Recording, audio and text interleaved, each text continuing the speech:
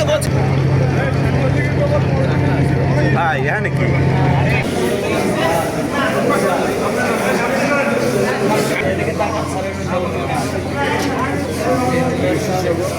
ও ভাই সামনে দিয়ে সরো ও ভাই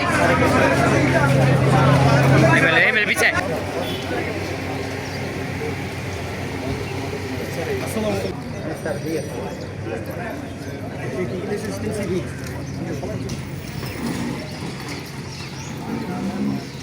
বিগত বছরগুলিতে অনিয়ম হয়েছে, এটা সত্য কথা। অনেক অনিয়ম হয়েছে, সেই অনিয়মগুলো যাতে না হয় বা কন্টিনিউ না করে সেই জন্য আমরা সবাই খুব সজাগ এবং ওই অনিয়ম এখানে যাতে না হয় আমরা সেই ব্যবস্থা করতেছি। ইনশাল্লাহ অসুবিধা হবে না। এ বিষয়ে আমরা কাজ করছি। আপনারা জানেন ঢাকার চারপাশে নদীগুলো যে আছে এগুলো ন্যায্যতার জন্য কাজ করা হচ্ছে। একটা প্ল্যান আছে, বড় একটা বাজেট যেটা দেওয়া হয়েছে ওই আকারেই ওইভাবেই আমরা পটুয়াখালী শহর বাংলাদেশের বিশেষ দক্ষিণাঞ্চলে পটুয়াখালীর কথা বলছি। পটুয়াখালী শহরের চারদিকে যে নদী এবং খালগুলো আছে এর মধ্যে যাতে বালি ভরাট হয়ে না যায়, চর না পড়ে বা চর সরিয়ে নেওয়া, রেজিং করা, এগুলোর উপরে আমাদের বিশেষ নজর দেওয়া হচ্ছে। দায়িত্ব দেওয়া হয়েছে, কাজ শুরু হয়ে গেছে, কাজ চলতেছে। সরকার দুর্নীতি মুক্ত মাদক এবং জুয়ার বিরুদ্ধে একটা শক্ত অবস্থান নিচ্ছে। সরকার নির্বাচনী ইশতেহারে নির্বাচনের পূর্বে যে কমিটমেন্টগুলো দিয়েছে জনগণের সেবা এবং বিশেষ করে সেবাকে জনগণের দোরগোড়ায় নিয়ে যাওয়া, প্রশাসনকে জনমুখী করা, সেই জায়গা থেকে আমরা বিভিন্ন দপ্তর প্রধানদেরকে সরকার মেসেজটা আমরা শেয়ার করেছি যে আমরা চাই যে জনগণ যেন হয়রানি মুক্ত একটা সেবা পায়, দ্রুত সময়ের মধ্যে একটা সেবা পায়। দীর্ঘদিন ধরে আমাদের অফিস আদালতগুলোতে লাল ফিতার দৌরত্বের যে একটা কথা আমরা শুনে আসছি, এটা যেন বন্ধ হয়। আমরা সেই বিষয়টা তাদেরকে বলেছি। এই জেলা পর্যায়ে উপজেলা পর্যায়ে যেন অফিসটা টাইমলি শুরু হয় সেটা আমরা চাই। আগেভাগে অফিস শুরু করতে পারলে আমরা মানুষকে সেবার ক্ষেত্রে এগিয়ে থাকব। এবং গতকালকের যে একটি অনাকাঙ্ক্ষিত পরিস্থিতি আপনার, যেটা আসলে আমাদের দেশের মধ্যে না, কিন্তু আমাদের দেশ এটা বিভিন্নভাবে আফেক্টেড। বিশেষ করে আপনার ইরানে আপনার যুক্তরাষ্ট্র এবং ইসরায়েল সহ তাদের যে সহচর যারা তাদের আক্রমণের ফলে এবং ইরান যে তাদের একটা প্রতিকারমূলক ব্যবস্থা নিচ্ছে, মিডল ইস্টের বিভিন্ন দেশেও তারাও মার্কিন যুক্তরাষ্ট্রের বিভিন্ন ঘাঁটিতে আক্রমণ চালিয়েছে। তার ফলে আমাদের এই মিডল ইস্টে যে ব্যাপক জনগোষ্ঠী যারা ওখানে বিভিন্ন কাজকর্মে নিয়োজিত আছে তাদের নিয়ে আমাদের একটা টেনশন আছে। কিন্তু আমাদের পক্ষ থেকে যে ব্যবস্থাগুলো নেওয়া হয়েছে, গতকালকেই প্রধানমন্ত্রী প্রবাসী কল্যাণ ও বৈদেশিক কর্মসংস্থান মন্ত্রণালয়ের সংশ্লিষ্ট মন্ত্রী প্রতিমন্ত্রী গুরুত্বপূর্ণ ব্যক্তিদেরকে দিক নির্দেশনা দিয়েছেন, ফরেন মিনিস্ট্রিকে এটার সাথে কানেক্ট করে জয়েন্টলি কাজ করে প্রথম হচ্ছে আমাদের দেশের নাগরিক যারা এই অ্যাফেক্টেড দেশগুলোতে আছে তাদেরকে নিরাপদ আশ্রয়ের জন্য সহযোগিতা করা, তাদেরকে সচেতন এবং সতর্ক করা। এখন পর্যন্ত আমরা উল্লেখযোগ্য খুব বড় ধরনের কোনো ক্ষতি আমাদের দেশের নাগরিকদের হয়েছে সেই রকমের খবর পাওয়া যায়নি।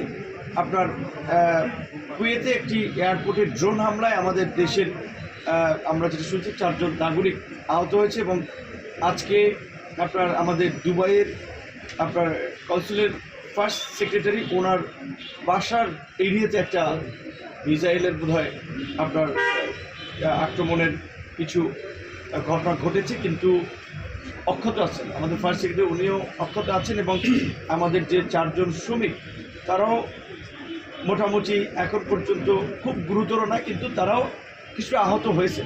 তো এখন এই পরিস্থিতিতে আমাদের আসলে হাত নাই।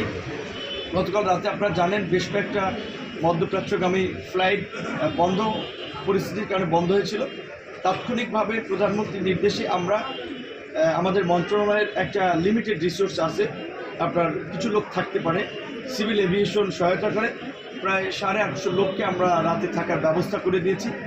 এবং আজকে পরিস্থিতি বিবেচনায় কিছু কিছু জায়গায় হয়তো আপনার কিছু ফ্লাইট আপনার মুভ করতে পারে, কিন্তু আমরা আমাদের সম্মানিত নাগরিকদেরকে বলবো যে আপনার আমাদের জীবনের মূল্য অনেক বেশি, সময়ের চেয়ে অর্থের চেয়ে। কাজেই এই মুহূর্তে যখন পরিস্থিতি স্বাভাবিক হবে তখন সরকারের পক্ষ থেকে সামগ্রিকভাবে দিক নির্দেশনা দেওয়া হবে।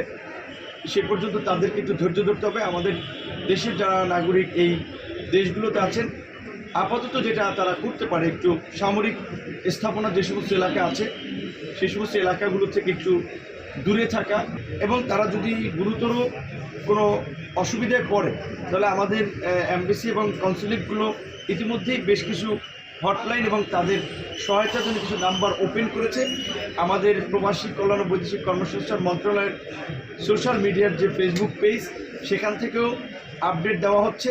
সেখান থেকেও আমরা কয়েকজন অফিসারকে ডেডিকেটেড করেছি। সুতরাং দেশে এবং বিদেশে তারা সব জায়গায় যোগাযোগ করতে পারবে, এবং আশা করি যে সরকারের কমিটমেন্ট অনুযায়ী এবং বিশেষ করে প্রধানমন্ত্রী যেভাবে বিষয়টির প্রতি খুব নজর দিয়েছেন এবং উনি বিভিন্ন মন্ত্রণালয়কে ট্যাগ করে আজকে একটা কমিটিও করে দিয়েছেন, তাহলে আমাদের নাগরিকদেরকে আমরা আমাদের সামর্থ্যের মধ্যে সর্বোচ্চ সুরক্ষা এবং সহযোগিতা করতে পারবো। আমাদের মন্ত্রিসভার একটি সিদ্ধান্ত আছে, যার যার মন্ত্রণালয়ের বিষয়ে শেষে কথা বলবেন।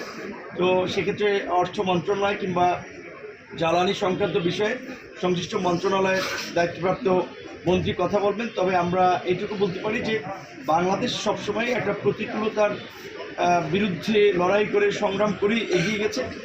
এই ক্রাইসিস হয়তো কিছু ক্রাইসিস সাময়িক হবে, কিন্তু এটা কেটে যাবে, এবং আমাদেরকে তো সংকট মাথায় রেখেই যে কোনো ধরনের প্রস্তুতি নিতে হবে। এবং সরকার, বিশেষ করে প্রধানমন্ত্রীর এই বিষয়ে আমার মনে হয় যে সমস্ত বিষয়েই ওনার একটা নজর আছে। প্রবাসে যেতে আমাদের দেশের মানুষ নানান রকমের প্রতারক চক্র, দালালদের খপ্পরে পড়ে অনেকেই প্রতারিত হয়, সহায় সম্বল হারিয়ে ফেলে। সেই জায়গা থেকে আমরা একটা সিদ্ধান্ত নিয়েছি, প্রথম হচ্ছে যে আমাদের দেশে যে অভিবাসন ব্যয় যে এটি একটু বেশি, এর কারণ হচ্ছে এই দালালদের দৌরত্ব, মধ্যস্বত্বভোগীদের তৎপরতা, তো এটাকে বন্ধ করা। দ্বিতীয়ত অভিবাসন ব্যয় একটা নির্দিষ্ট করে দেওয়া, যেন এর বেশি কেউ নিতে না পারে। আপনার পাশাপাশি এখানে আমাদের দেশে অনেকগুলো রিক্রুটিং এজেন্সি আছে, যে সমস্ত এজেন্সিগুলোর বিরুদ্ধে প্রতারণার অভিযোগ পাওয়া যাচ্ছে, বা যারা মানুষকে আমরা দেখি যে আমাদের মিডল ইস্ট থেকে বিভিন্ন সময় গৃহকর্মী বা অনেক মানুষ এসে নির্যাতিত হয়ে, এই অভিযোগ যে সমস্ত প্রতিষ্ঠানগুলোর বিরুদ্ধে যে যারা এগুলোর সাথে জড়িত তাদের বিরুদ্ধে ব্যবস্থা নেওয়া, এবং এই যে 3000 রিক্রুটিং এজেন্সি আছে এগুলোকে যাচাই বাছাই করে পুনরায় তাদেরকে আপনার অনুমোদন দেওয়া। কারণ হচ্ছে তারা অনুমোদন নিয়েছে, তাদের অনেকের বিরুদ্ধে গুরুতর অভিযোগ আছে, এবং তারা অনেকেই আপনার সরকারের নির্দেশনা বা মন্ত্রণালয়ের নির্দেশনা মেনে কাজ করছে না। সেক্ষেত্রে আমরা এটি নিয়ে যাচাই বাছাই করছি।